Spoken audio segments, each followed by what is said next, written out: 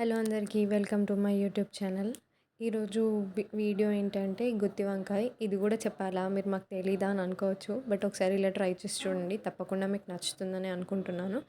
ముందు వంకాయలన్నిటిని వాష్ చేసుకొని ఒక బౌల్లో ఉప్పు వేసుకొని ఇలా 4 ఘాట్లు పెట్టుకోవాలి అనమాట. అన్ని వంకాయలకి ఇదే విధంగా చేసుకొని పెట్టుకోవాలి. తర్వాత స్టవ్ ఆన్ చేసి ఒక కడాయి పెట్టుకొని 3 స్పూన్స్ ఆఫ్ ఆయిల్ వేసుకోవాలన్నమాట. దాని తర్వాత మనం కట్ చేసి పెట్టుకున్న వంకాయలన్నిటిని అందులో వేసుకొని ఫ్రై చేసుకోవాలి. ఎంత ఎక్కువసేపు ఫ్రై చేస్తే అంత టేస్ట్ వస్తుందన్నమాట. ఆల్మోస్ట్ వంకాయలు బ్రింజాల్ కలర్ నుండి లైక్ బ్రౌన్ కలర్కి చేంజ్ అవ్వాలి. నెక్స్ట్ మసాలా పేస్ట్ కోసం ఆనియన్స్ని కట్ చేసుకోవాలి.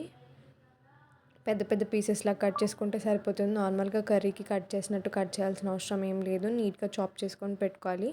ఆ తర్వాత సేమ్ ఒక టొమాటో తీసుకుంటే సరిపోతుంది. టొమాటోని కూడా పెద్ద పెద్ద ముక్కలుగా కట్ చేసుకొని పక్కన పెట్టేసుకోవాలన్నమాట. ఆ తర్వాత సేమ్ బ్రింజాల్ని ఫ్రై చేసిన ఆయిల్లోనే వీటిని కూడా ఫ్రై చేసుకోవాలన్నమాట. ఆనియన్స్ ఇంకా టొమాటోని ఇవి ఫ్రై అవుతుంటే ఇంకో పక్కన పల్లీలు కూడా ఫ్రై చేసుకోవాలన్నమాట. సపరేట్గా వేయించుకోవాలి. అంటే పల్లీలు బాగా వేగితేనే టేస్ట్ బాగా వస్తుంది అని చెప్పి. లాస్ట్కి దించే ముందు కొన్ని జీడిపప్పులు యాడ్ చేసుకోవాలి. నెక్స్ట్ వేడివేడి పల్లీలని పొట్టు తీయడం రాకపోతే ఇలా ట్రై చేసి చూడండి.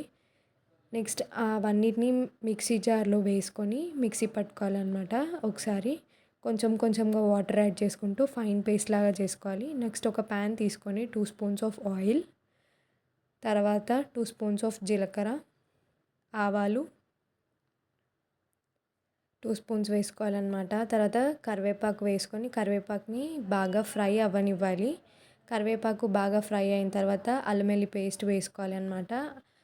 జింజర్ గార్లిక్ పేస్ట్ బాగా స్మెల్ పోయేంత వరకు ఫ్రై చేసుకొని నెక్స్ట్ పసుపు యాడ్ చేసుకోవాలి.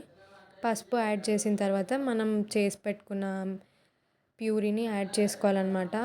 బౌల్లోనే వాటర్ యాడ్ చేసి కొంచెం వాటర్ కూడా యాడ్ చేసుకోవాలి.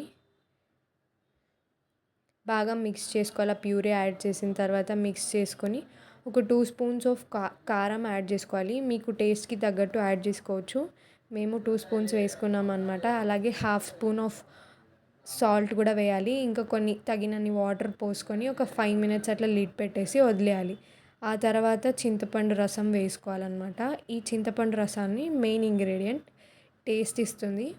సో ఆ చింతపండు రసం వేసిన తర్వాత ఒక్కసారి కలుపుకొని మళ్ళీ లిడ్ పెట్టేసి ఒక 10 మినిట్స్ అలా లో ఫ్లేమ్లో కుక్ చేసుకోవాలి. ఆ తర్వాత ఆల్రెడీ చాలా ఫ్రై చేసాం కాబట్టి డైరెక్ట్గా యాడ్ చేసుకొని కొత్తిమీర ఇంకా హోల్ గరం మసాలా వేసుకొని దించేయడమే. ఆ క్లిప్ మిస్ అయిపోయిందనమాట. కొత్తిమీర ఇంకా హోల్ గరం మసాలా వేసినప్పటి క్లిప్. ఈ వీడియో నచ్చితే సబ్స్క్రైబ్ చేసుకోండి తప్పకుండా.